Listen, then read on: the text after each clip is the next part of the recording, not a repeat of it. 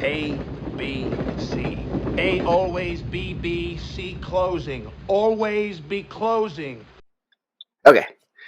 What's up, everybody? Cam here, and as always, we have. Your boy Roy. Because I'm still here, even though I'm just a little white circle. I'm just a little white circle. I'm still here. It's just yeah, kind of technical difficulties. I still haven't. But we'll get there. And we have our guest Chris.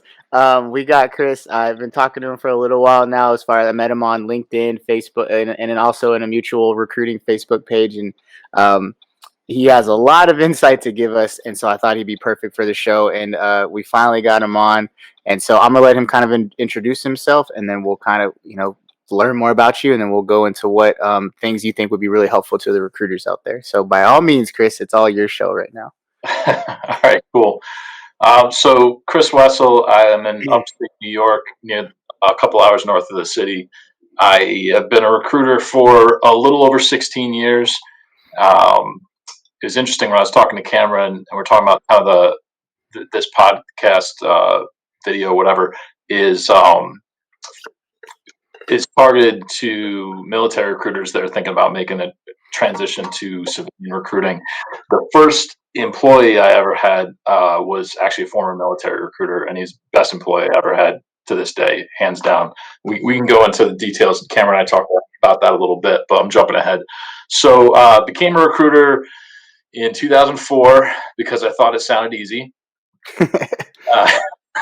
I'm like, so I just interview people and pick one, right? So that can't be hard, And you guys know that that's exactly what it is, right?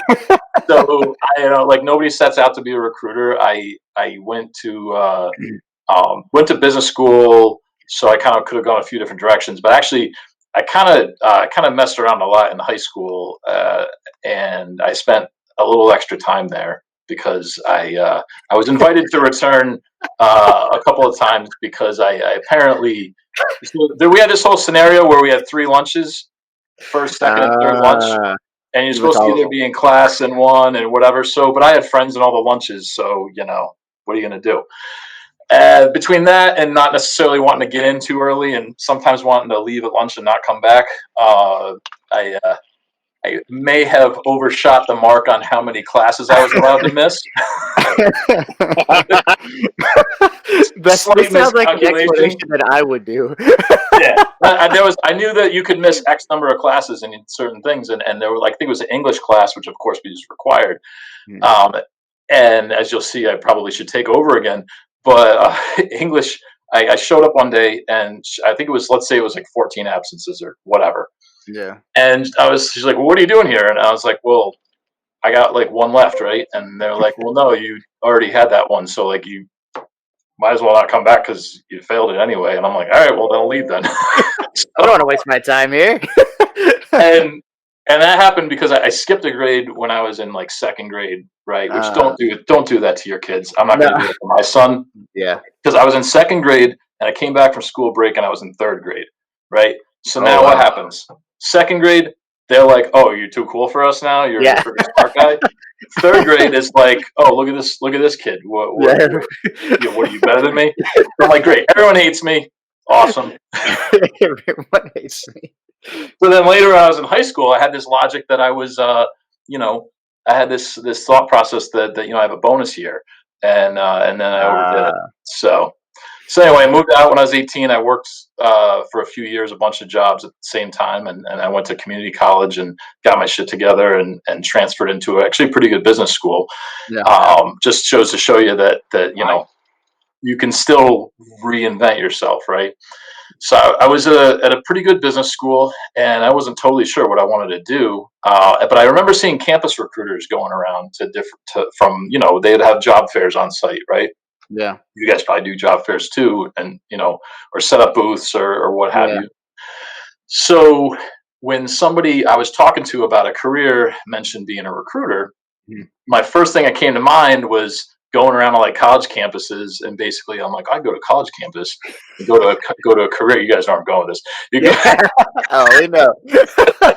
I go to college campus, a different one every day of the week or whatever. And I go to a job fair during the day, and go out at night and move on to the next town. And turns that did not happen. Oh gosh. So anyway, so that's how I got into recruiting. But I worked for a small firm for a couple of years, and then I got lured away to a bigger one by just better pay structure, better commission, and then so I was working for a pretty big firm, like a $500 million company, and that company. Well, trust me, I wasn't getting that much of it. No. So that was a firm that did a lot of RPO, like recruitment and process outsourcing. So they would have a lot of us working on like enterprise accounts, right? Yeah. But so unfortunately, it was one of those things where when they lost a big account, they would cut a bunch of recruiters. Right? Oh yeah. So I managed to dodge the axe a few times, but it came around and got me eventually. Oh, and so in around 2009, which as we all know was a great year, wonderful year. I found myself available involuntarily. Oh gosh. Connected with a guy I knew who had done some IT recruiting as well, and he had a firm before that, and he's like, "Yeah, you want to start a firm?" We're sitting there talking in Moe's. He's like, "You want to just start a firm?" And I was like, Moe's. Yeah, I'm sitting there eating my burrito, and I'm like, "All right, sounds good." So I kind of had a sink or swim situation where it was like, all right, you know what? If I'm going to get it done, it's the time to do it. And so then I had a IT staffing firm for about 10 years, from 2009 to 2019. Yeah, time flies, and so that was a lot of mostly technology staffing. And a little over a year ago, one of my big clients and a good friend sold his business, a pretty big one, and did well. And basically was like, "Listen, I know you're kind of chasing your tail, doing all these contingency searches," and because he understood the business, we talked about it a lot. And he was like, "Why don't you do some more like consulting? Why don't you do some like retained searches? Why don't you do you want to be doing this 10 years from now?" And I was like, "Not really." Right. So he goes, you getting a little feedback? I text. Your feedback on your side, Roy. There you go. Anyway, so we got to talking, and he was like, "You know what? I just sold my business. I'm getting involved in a handful of things." He's like, "So if you want to kind of start something up new, I got your back." Oh wow! And so that was pretty huge. A financier. Yeah, which I mean, you don't need a whole lot for a business like this, but it did help me to take better, to work on better projects. There was certain things that for a number of years you had more good months than bad, but sometimes you had okay months, and sometimes you got to work on jobs you don't really want to work on or work with clients for not to, right? Yeah. And it did give me some freedom to be a little choosier about what I work on. Sure. And then another client sold his business, and he had a pretty large chain of both restaurants and like on-site dining at a bunch of like huge companies, like stuff like Regeneron, like where they had thousands of employees on site. Like he ran their on-site dining, so he sold that business. And I hired IT people for him too. So he comes on board, and because we wanted to start doing like talent development, talent management, like assessments, making sure people got the right people in the right roles, that kind of thing. And then when they, because that's what he's interested in doing, and so I started gravitating towards that as well. So we kind of folded that in. So now pretty much what we do is, I do a lot of consulting, but then I also do searches. So pretty much make sure that a company's got the right people in the right seats. Yeah. And if one of those seats is empty, then we fill it. Okay. So you actually, like you said, you transferred kind of not completely out of the recruiting space, but like you said, you're not working client after client after client. No, I'm not sending hundreds of emails. I did that. No, you did that. Yeah. I lived that day. I no longer live that. Well, but you know what? When I'm chiming in on some of these group posts, like I know it. I know what they're talking about. Exactly. I get it. Like I know. it's kind of like any career. If you're a salesperson and Mm-hmm. started off grinding, cold calling, knocking on doors, you'd like hopefully 15 plus years in, you don't do that. Yeah. So it's been interesting. But now I get some cool projects too, where like I have clients where one of them was like, I need to hire like 100 home health aides, and I'm like, well, Oh listen, wow. I'm not going to do that because that's a huge pain in the ass. But Yeah. and like if you tried to price that as a recruiting project, Mm-hmm. it's not. It just doesn't make any sense, right? Mm-hmm. And I'm not a temp agency either. Yeah. So what I said Yeah. was, let's take a look first at your like what you're doing, right? Because I Mm-hmm. guarantee you that you're using tools that you aren't getting the most out of. I Yeah. guarantee that there's gaps in what your recruiters know that Mm-hmm. we can solve. Yeah. So we did a comprehensive audit of all the recruiting processes to identify areas that they could do more, Yeah. and frankly show them what they could do with the tools that they had, Mm-hmm. and increase the flow of candidates. And that was more billed as a consulting project. So now we're going to set it up where I'm actually using because I leverage virtual assistants. I do have Yeah. I have a couple people working for me here, but I also have virtual assistants which I always rave about in the groups. Yeah. Oh yeah, I was telling somebody about yours. I forgot somebody I think. Oh, Ben. I was messaging Ben one night, and I was like, "You should talk to Chris." I was like, he talks about the VA company that he goes through, and he's got nothing but good things to say about him. And he's like, "Yeah, I probably need to start looking into that." Well, yeah, because you know what? So with the VA has been working for me for almost 2 years, Mm-hmm. and I'm very big on candidate and client perception. Like I'm not going to have anyone overseas calling candidates. Yeah. I'm not going to, especially I did so much in IT recruiting that they were very sensitive to that, right? So if somebody sounds like they're calling from not their neck of the woods, they're like, Yeah. no. Yeah. But there's a whole lot of work behind the scenes that Mhm. can be done, right? There's a lot of research, there's a lot of time consuming stuff. There's, finding resumes, finding contact information, building prospect lists. Yeah. So it's that research is invaluable, and the price is right. Yeah. Yeah. Yeah. So I set it up where I have some automation that they're using Indeed posts. So I'm like, all right, well, first we're going to we're going to run your Indeed posts. I'm going to have my VA run it. Yeah. I'm not saying I'm not my VA run it. No, not. But we're going to run this process for you. So my behind the scenes, the VA is the one clicking the buttons, right? But then we're pushing out a ton of outreach, right? So he's messaging people through Indeed, he's messaging people through the other boards we have access to, Career Builder, Monster, etc. He's finding resumes all around. We're working with their marketing company to target the right kinds of people for their Facebook ads and Google ads. We're driving all that to their Indeed posts, having them answer some basic knockout questions, right? Mm-hmm. And then forwarding them. I'm having my VA take a look if they meet the criteria. He sends them a Spark Hire interview, which is like a one-way. There's a bunch of them out there, but it's a good one-way interview platform. Yeah. Have them answer several questions, and then basically hand it off to their two recruiters. Then, right? So because basically we identified that they had two recruiters that were very capable. Yeah. Because there's a lot of work that needs to be done once you get a candidate. There's all sorts of credentials that need to be checked. There's all sorts of other stuff. And they used to do the job themselves, so they're really good at selling it, right? But they just aren't proactive. They're not hunters. So we're going to funnel all this traffic to you, and that's what they're paying for. Yeah. And I don't give it. There's no guarantees. There's nothing. It's not tied to hires. You know what I mean? Like I tried to find projects I could work towards where you're actually getting paid for the work you do, as opposed to all or nothing. For sure. Anyway. Yeah. No, and those are good things to know. Like I know, like I told you, as far as when I was looking at this career path, continuing it once I get out of the military, it's like these are those little things that we don't know about, because all those things are handled at such a higher level than us, like our like CRM and all that stuff. Like we have a system that they give us, when it comes to follow-ups and stuff like that.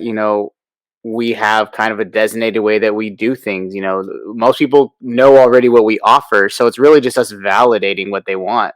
Most people, if they call me and they say, "Hey, I was thinking about the Air National Guard," I'm like, "Okay, easy. Let's talk about why the Air National Guard is going to solve all the problems you have in the world." Right. It's nice to hear the building blocks kind of that go into, something that we're not necessarily privy to when it comes to that kind of civilian sector transition. No, that makes sense. I get that. Yeah. And I think there's a lot of room to make money in that space too, because, like for another example, another project I'm starting is I'm helping a client who's just their team. The same reason that you use recruiters, because you're too busy, you don't have time to look for candidates, you don't have time to vet them, right? There's other projects they have that, for example, we were taking a look at this whole process, driving a lot of traffic to them. And then they were like, well, we don't really have anywhere to put all these people. And I'm like, well, you need an applicant tracking system. And there's a lot of them. So, they're like, well, we think we have one through our payroll company. Can we take a look? I'm like, here's what we're going to do. We're going to assess what your current one can do. I'm going to meet with all your team. I'm going to figure out what you need it to do. I'm going to then have my team gather a bunch of info on a ton of applicant tracking systems. I'm going to help you pick one, and then I'm going to help you implement it, move the data, like all that other kind of stuff. Yeah. So everything I'm doing is still recruiting related. It's real centric, yeah. Yeah, but companies, I think sometimes not everyone's open to it. Sometimes they're like, nah, we're good. But then if you're going to get that a lot, but every now and then you get a client when they say, hey, can you go find me someone? And then you actually push back a little and say, why do you think that's what you need? Yeah. Right. And they don't have a good answer. And then you probe a little deeper, and then actually you get more respect that way. People are afraid to push back. Oh yeah. 100%. And I get it. I was like that too. I mean, I was just, a recruiter or salesperson. You just want to make everybody happy. So you're like, oh yeah, I can go find that for you. Of course. But if you talk to someone and you vet out the job and you say, listen, what you're looking for is and the range you're in it doesn't quite line up. So if you can flex a little bit on the requirement or potentially on the budget. Usually it's not on the budget. Yeah. I think I can find you what you're looking for, but it's not going to be terribly easy. So for a job like that, I got to be at this percentage. Yeah. But the thing is, when you build up to that, then you can get a higher percentage. Yeah. Because if they're like, if they're like, oh, well, the other guy's 10%, you're like, well, I'm 20. They're like, well, you sound more expensive. But if you came in and you're asking the right questions and you're probing and you're showing them, you're painting a picture that this is going to be a good amount of work. Yeah. I can get this done for you. And plus they respect you more because you're actually interested. Yeah. No, I agree. And I think that's one of the things we talk about too, when it comes to, really in a digging aspect, like, especially, from our perspective, from our recruits and things, is really finding out, like, because we get so many phone calls. For instance, I get calls, I want to be an officer. Well, why do you want to be an officer? Well, because I have a degree. I'm like, okay, but why do you think your degree puts you in this type of role or this type of position? Well, because this, that, and third. And, and once you kind of go down the rabbit hole, like you said, as far as the flexing on our perspective, like, I can get someone who says, you know what, I'll enlist rather than come in as an officer, because as you've explained to me now, that's better for me. That's better for my path at this current moment. And you're right, is a lot of, as we all know, not all recruiters are created equal. And so some would just be like, oh, sorry, man, you're not going to be an officer, like, call somebody else. Yeah. Well, and so what's interesting is, we'll screen candidates. We have no problem, kind of pushing back, asking questions. When something doesn't quite make sense, we'll probe. But we don't do that with clients, or at least most of us don't. We just take the order. Yeah. No questions. Why is that? Why shouldn't you do that? Yeah, and you're the first person that's in here. I think you're probably one of the first people on the show that's talked about that perspective. You're right. It makes complete sense, because you want them to make sure you understand the value of what the whole reason of what you're recruiting for them is. Yeah. I mean, and not just the value, but you got to figure it out. Like, so you're doing contingent recruiting, right? And I'm not going to talk about the stuff I'm doing now, because it's not going to be very useful for someone who's getting started or whatever. Yeah. Let's say you want to do contingent recruiting and not waste your time. Yeah. You got to vet the jobs, just like you're vetting the people. You can't just take, whatever somebody waves at you. I mean, in this business, busy does not equal money. You will you potentially go broke being busy. Yeah. Because you're working on the wrong shit. No, agreed. Yeah, Roy likes that statement. We talk about that a lot, is not being busy but being productive. Well, that's and it. Like efficiency. one of the things I posted a bunch of times is on some of the groups is I don't post like templates. I'll get into that. I got a whole thing with the template question, but I'll post my discovery questions, which is pretty much a guideline for a conversation when you're talking to a company about about the role. And you'll notice that some of the questions are things like, how many other firms are working on this? And have you worked with other firms? What did you like? What did you not like? That kind of thing, right? I bet you a lot of people don't ask that question. Like, we're afraid to ask these questions, right? Like, so I briefly entertained talking to a handful of recruiters on one of those groups when they had. No, I mean, I talked to them. Talk to them. I know you do, yeah. Right. So like one of them was like, "Oh, I have some IT positions. They're up in your neck of the woods," and I'm like, "All right, well, you seem like a smart guy. Like, I'll talk."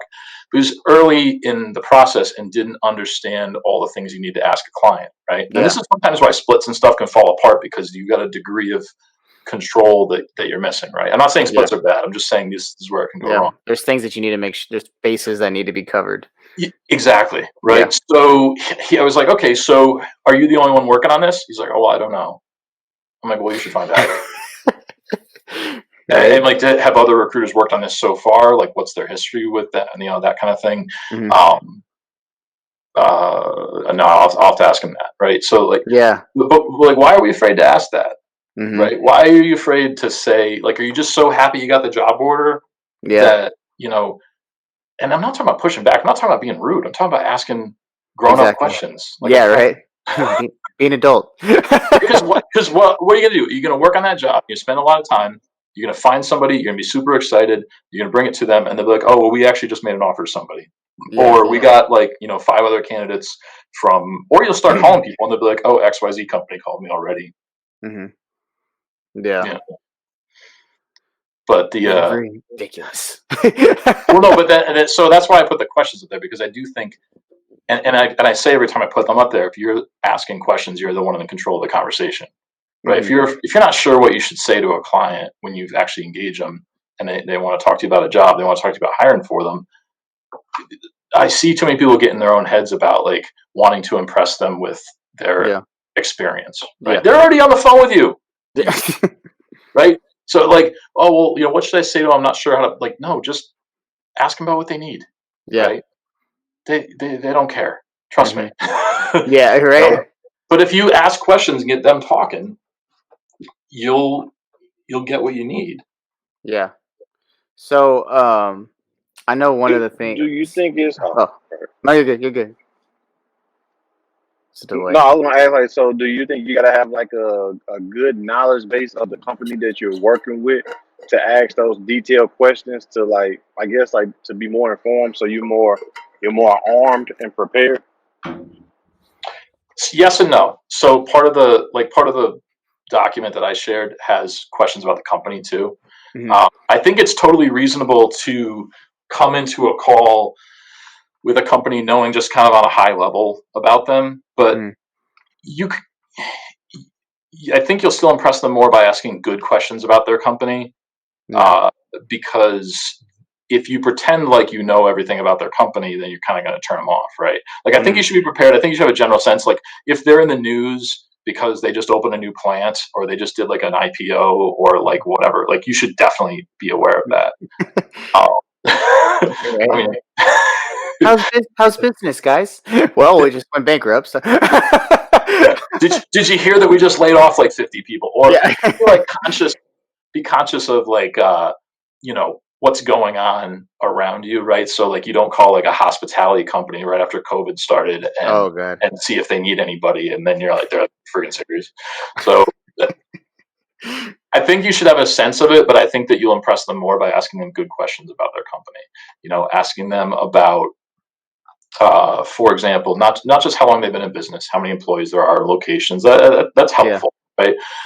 It is helpful, because when you're recruiting candidates for them, every company is a different size. Everybody's got different responsibilities, right? So you need a director of IT. Okay, cool. How many people are in the organization, right? Because a director of IT at a company with 2,000 employees is different than a director of IT at a company with 25.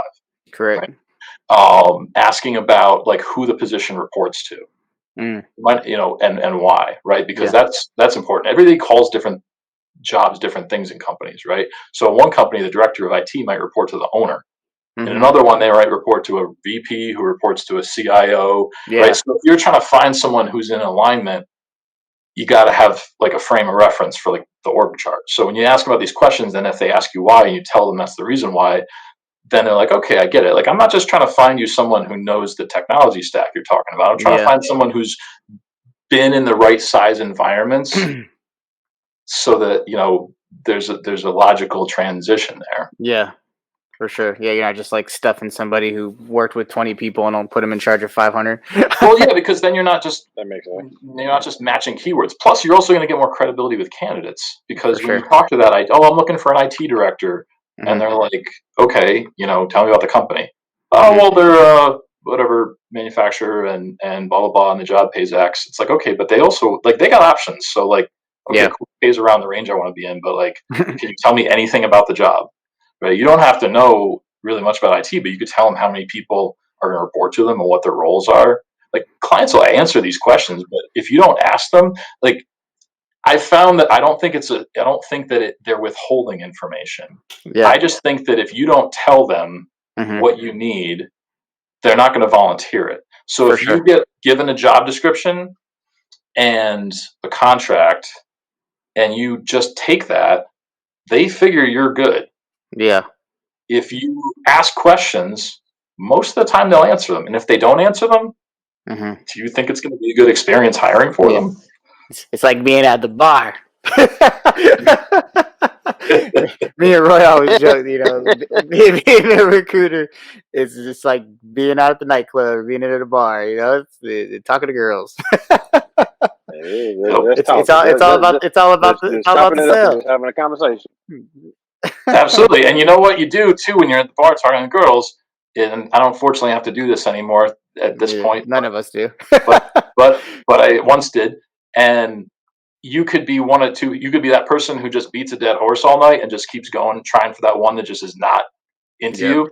Or you could recognize quickly that that's not a winning situation and you move on and then don't waste the night. Same thing with recruiting. Don't just, you know, you're like, I really fixate on this one company or they're working on this rec. They wanted so bad that they didn't even bother to ask like questions, you know, or validate it at all. And then you're wasting time. I mean, the name of the game in contingency recruiting is using your time wisely. Yeah, for sure. So what are some of the pitfalls that you encountered when you kind of first started recruiting? Because you said you were at a small place, right? So like one of our previous guests, you know, when he talked about the first place he recruited at, he's, you know, we made a joke that it reminded him of Wolf of Wall Street. Like they're all sitting at their phones, you know, and they're like tapping, like, you know, all right, $200 for, you know, for Chris, and like a boiler room type of setup. Yeah, exactly. Chris Rivas, and so he was telling us about that. You know, he's like, all right, if you guys sell $10,000, like we'll buy you pizza. So, that's how it goes for with pizza. Yeah. So like what was your like initial like recruiting experience like when you first started? So it was interesting. It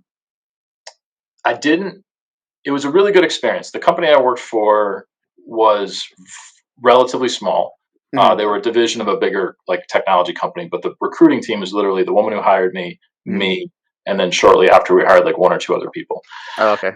And so I had some good guidance, and she had like an HR background, and she'd been doing this for a bit. So that was helpful, but I did kind of have some freedom to make some mistakes, right?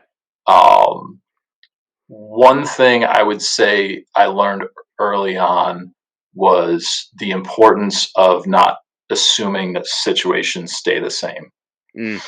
So by that I mean you talk to somebody, talk to a candidate, and they're interested, and you know they're viable, right? Scheduling a meeting with the client. It's Thursday right now, right? The meeting is next Wednesday. A lot can change between now and then. Yeah, right? And you can't be sure they're going to show up. For sure. You gotta have touch points, right? And this is something that you learn the hard way, right?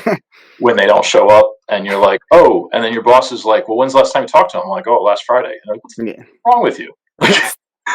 It's Thursday. And like that, I mean, Ben will say fortune in the follow up, that kind of thing, which is common saying, and it is right. Like I think a lot of a recruiter's job, finding people, finding clients takes time and stuff. But once you have candidates in play, there's a lot of work there. There's a lot of relationship management, and there's a lot of, and just like with clients, where when I was saying that they're not necessarily withholding information, but they aren't going to volunteer it either. Not going to offer it, yeah. So I learned the same thing with candidates, which was, they would go on that interview and the client was like, we love them. Can you make them an offer? Blah, blah. I'd call up and they're like, how'd you like it? They're like, oh, it's good company, but I got this other offer. I'm taking it. And I'm like, what? What? and then I'm like, and then when you're inexperienced, you're like, why didn't they tell me that? And then when you're experienced, you're like, why didn't I ask? Yeah. So, not assuming things and reconfirming, hey, and the last time we talked, a couple of days ago we talked. I know you're going on this interview. Last time we talked, you didn't have anything going on. I know you're actively searching, because don't be stupid. Don't assume, right? Like, don't assume this person's only interested in your job. That's ridiculous. Right? I know you're actively looking because you're not working or you're not happy or whatever. Last time we talked, you didn't have anything going on. I know you got this interview coming up next week. But, anything change on your end? Anything? Yeah. Do you have some other activity going on? And if you're interviewing somewhere else, that's fine. It just that way I kind of know, know where does this stand in your priorities? Like how interested are you in this versus like other roles? Don't try to cram it down their throat. Just try to take their temperature, right? Yeah. There was a guy, with me and Chris was helping me, was on it with a CTO. He was trying to change positions and so forth, and I didn't know a lot of these things, so I was like, hey man, come into the fold, help me out, like I told you, and like we did interviewed the guy together, stuff like that.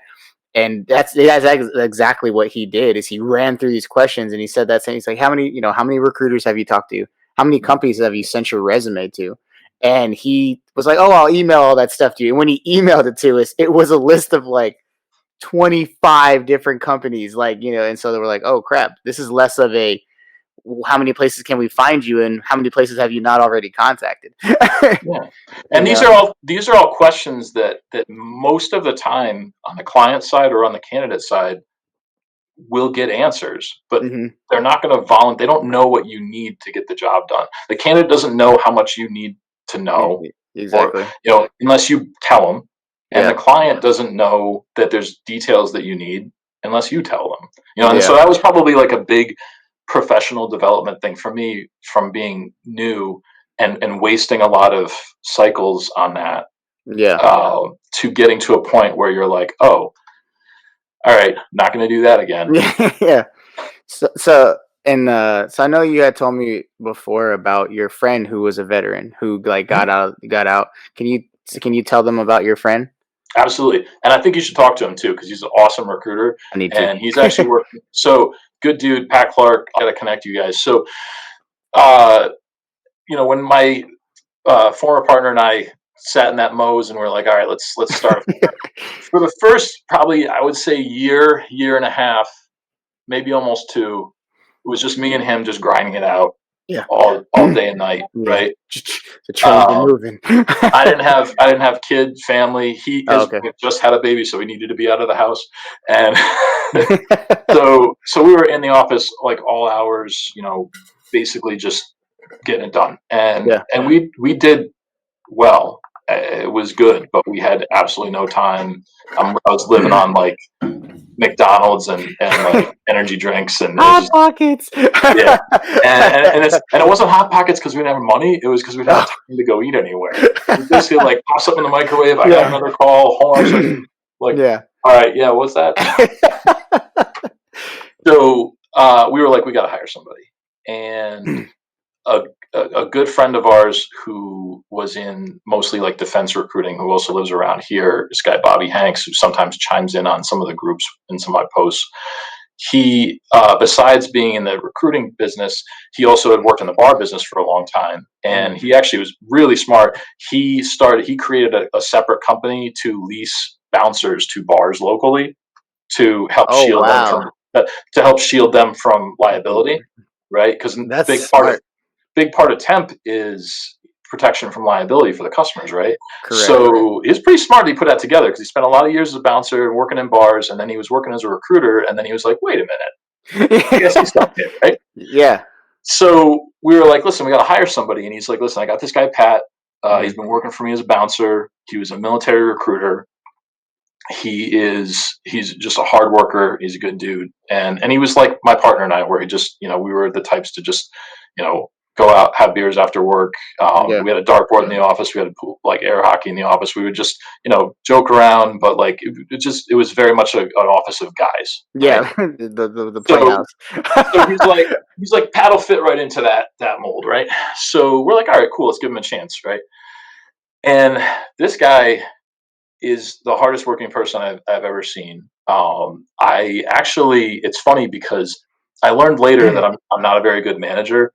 And sometimes if you got somebody who is a good employee, you might think to yourself, oh, like, okay, I can do this, right? It's all them, right? It was all him. Yeah. So later when I hired other people, and I'm like, how come they don't work like Pat? Well, so it was all Pat. So let me tell you, like we were in that stage early in the business where we were trying to focus on IT, but like a lot of recruiters or other types of service businesses, outwardly we're an IT staffing company. We're trying to work on, that's the business we're going after, right? Mm-hmm. But in the early days, half-ish of it was IT, and the rest was whatever got paid the bills, right? Yeah.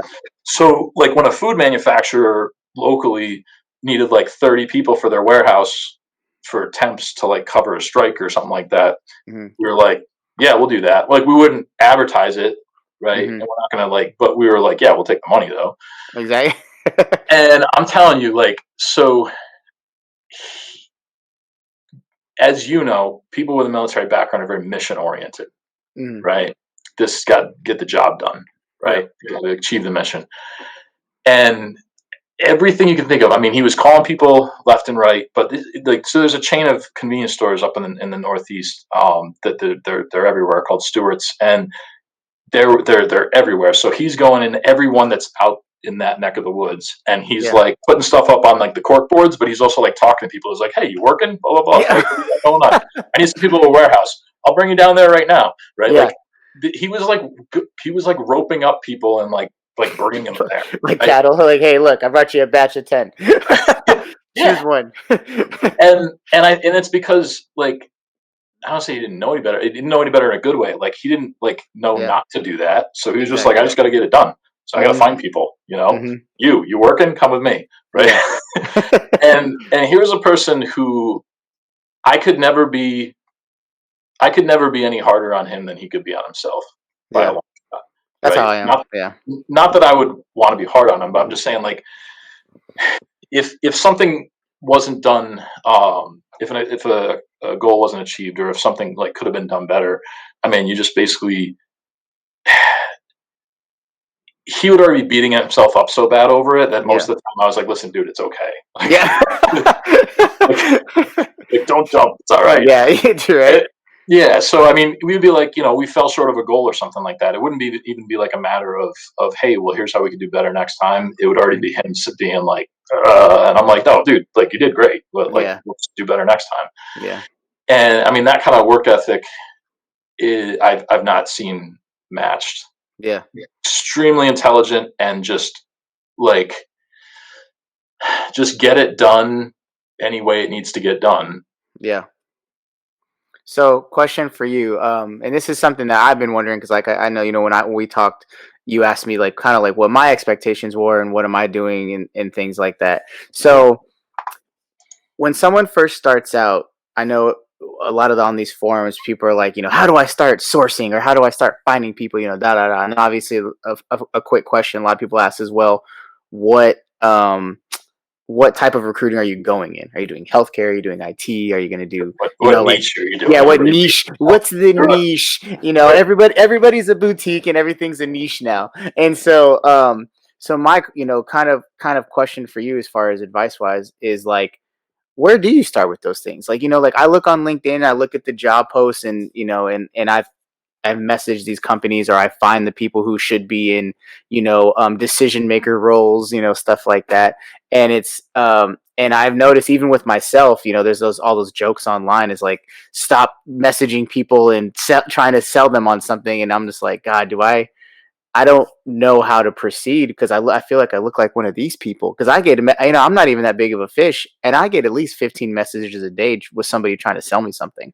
Oh yeah. Now that I have, like my little like at home production company on my LinkedIn profile, I get hit up, about VAs, or I get hit up about, hey, we can help you get leads that streamline to your business and all these things. And I'm like, God, how do I contact these potential, clients, but not sound like one of these everybody that's on LinkedIn or on something else, Yeah, I think because part of the thing that jams people up is I think that there's too much of a focus on you.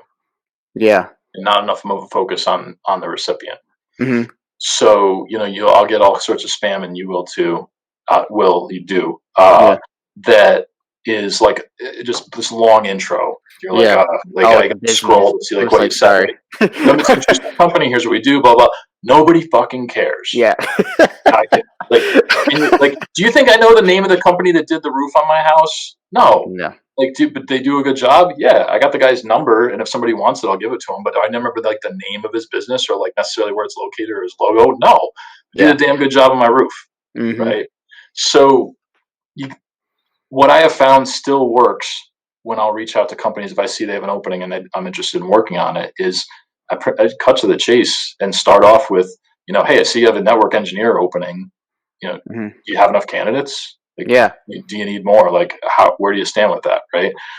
And don't try to get it all out in the one email, for sure, or in like the first part of your call, like drip, like bits and pieces, right? Yeah. Hey, I saw that you're hiring for a network engineer. How you doing on candidates? Are you all set? Could you use some more? Yeah. Right. See if they have a need, and they're like, well, we're blah, blah, blah. Like we're all set. We're in the final stages. Okay, cool. I saw on your website that you have a few other IT positions. That's the field I recruit in. Is there a more pressing need that maybe I could help you with?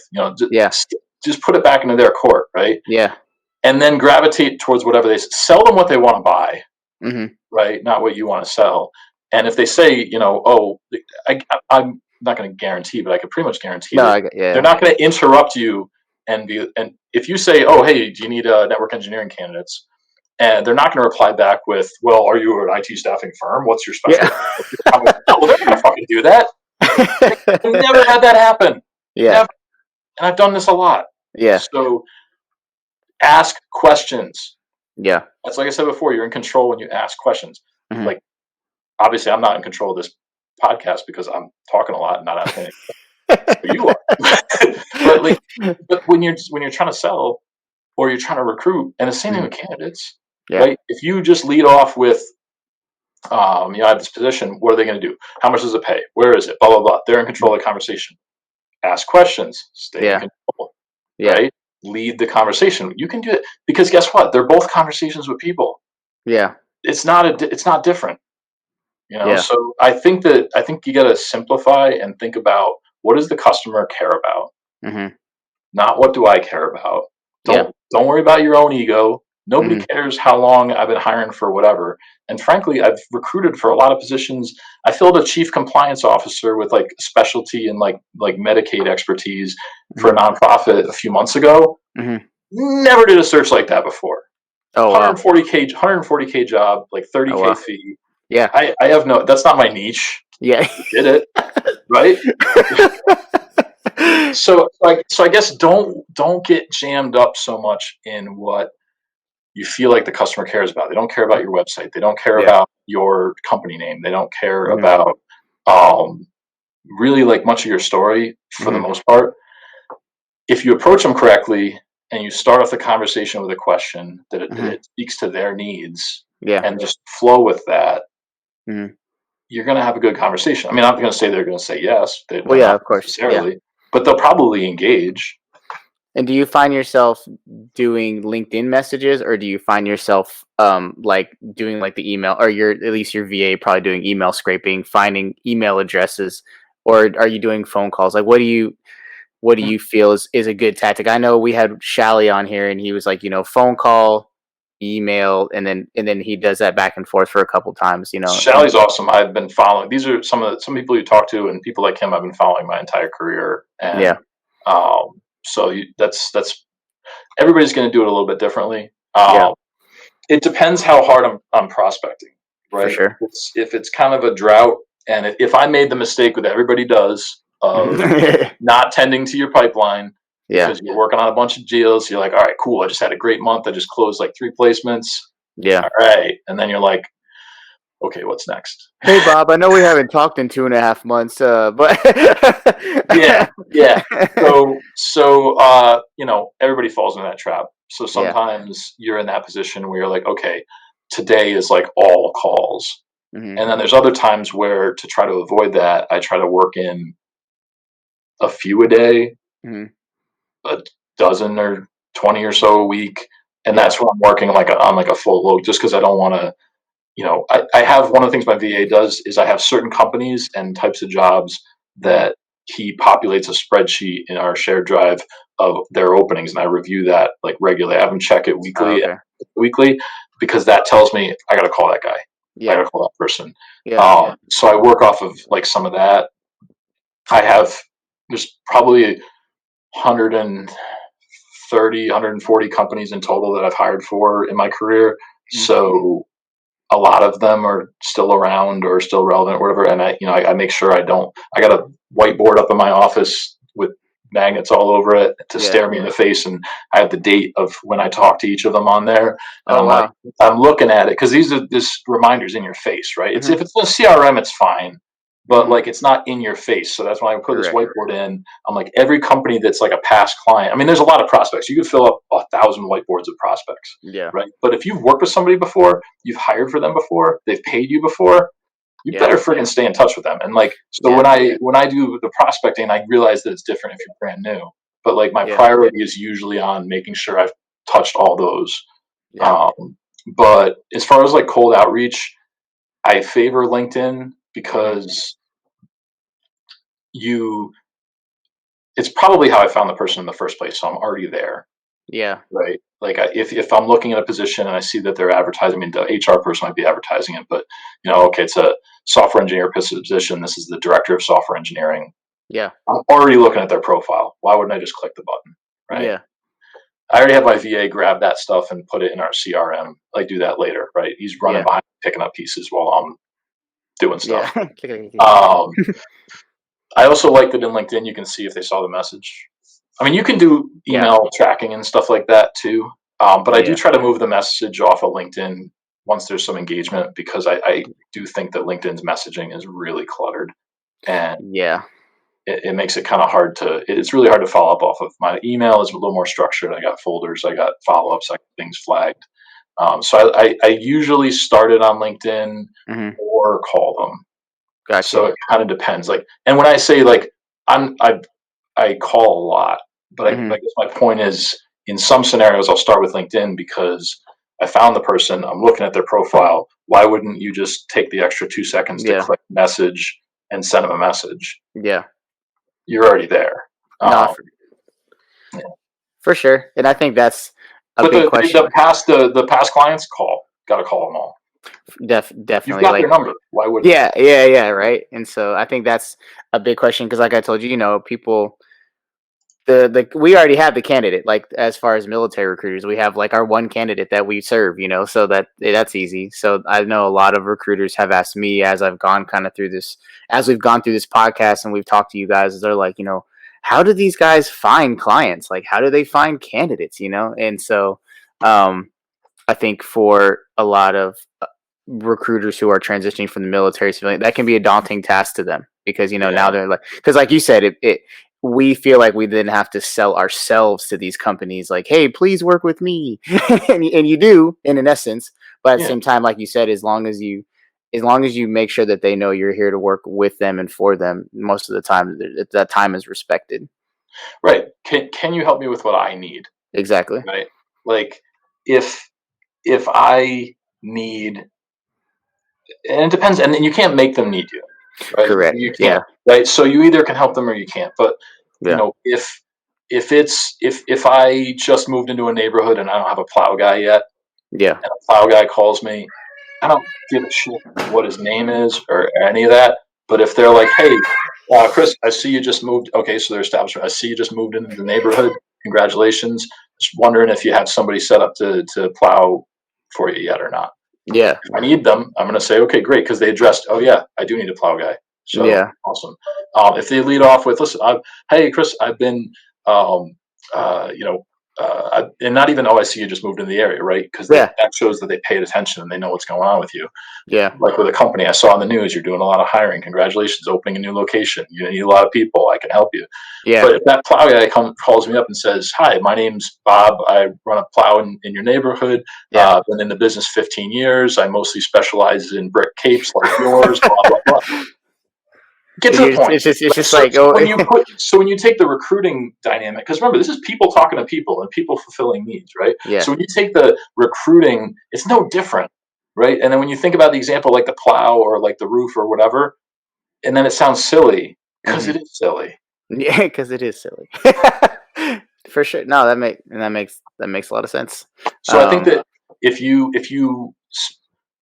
see a lot of people in the groups that will get they'll create a lot of barriers for themselves. Yeah. They will get hung up on getting a bunch of ducks in a row first. And don't get me wrong, like there are certain things you should have in order. And certainly if you're going to try to do temps, you got a lot more you got to think through.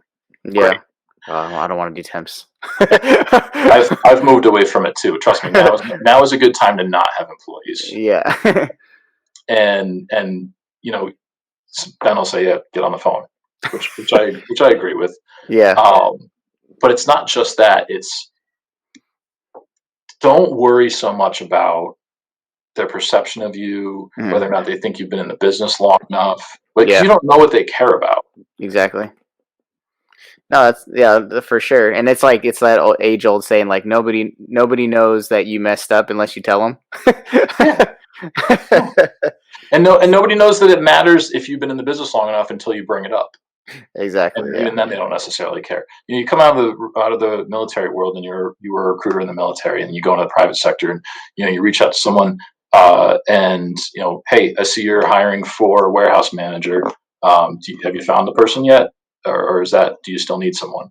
You know, and then they're like, oh, well, yeah, actually, I could use somebody. Like, do you have experience in that area? You know, the answer is, sir, I've been recruiting for 8 years. I got a good network. I think I can get you what you need. Right. Yeah.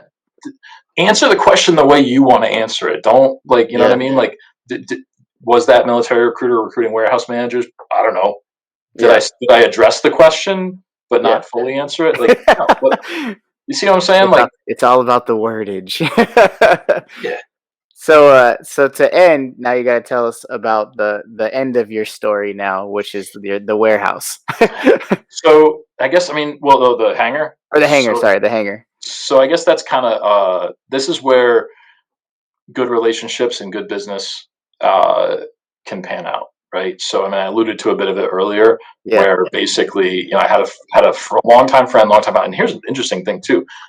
So Dave, when him and I first met, we were playing in an indoor soccer league together like 12 years ago, and we both were part of the same team because we knew people who worked at the same company. We're sitting on the bench because, you know, we're not that good, and because you know, why not? Actually, we were pretty much the defensive line because we're both like big brute force kind of guys. So we were talking, and he's like, "Oh yeah, these guys said you're a recruiter." I'm like, "Yeah," and he's like, "Can you find me an engineer? I just started a company. Can you find me a network engineer?" And I was like, "Yeah, I can do that." He's like, "All right, cool. Come by my office tomorrow." I'm like, "All right, sounds good." We went back to the game, right? Yeah. And then I ended up going on to hire probably 20% of the people that worked at that company. Oh wow.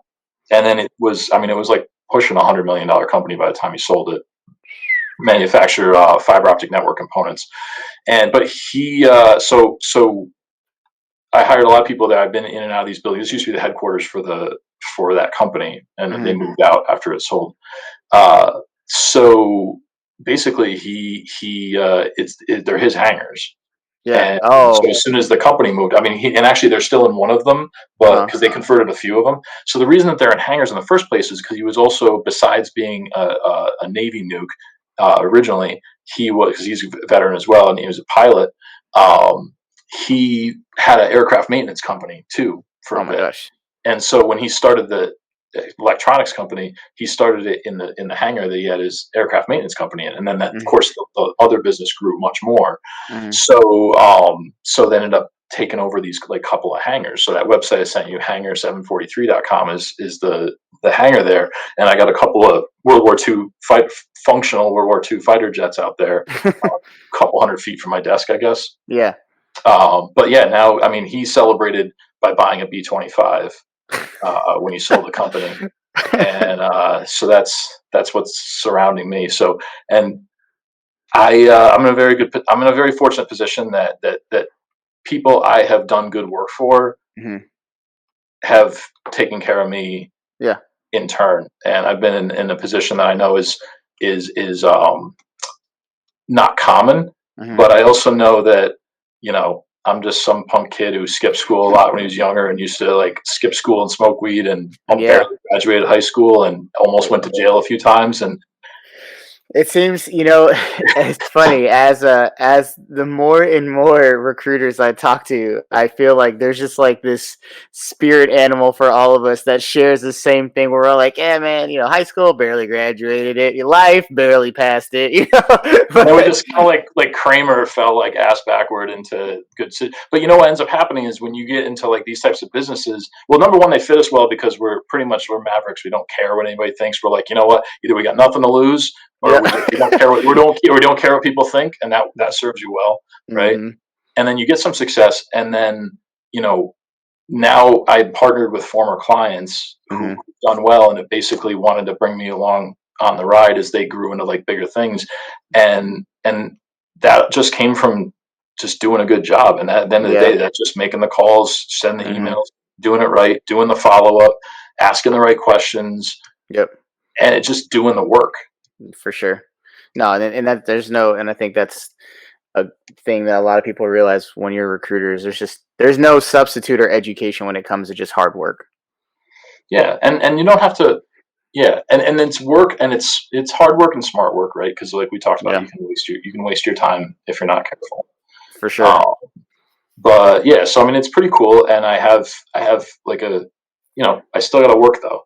You know. Yeah, for sure. It doesn't. It's not. I don't just get to sit here. I'm not the one that sold a huge company. So I'm not flying around planes. Speaking of which, I'm gonna touch on the template thing real quick. Okay. Because I got this whole hang up about templates. There we go. It's like templates, right? If I downloaded the template for one of the fighter jets that are sitting outside of my office, do you think I would get it out of the hangar? No. Right. So, like, whenever anybody's like, "Oh, could you have a template for this? Do you have a template contract?"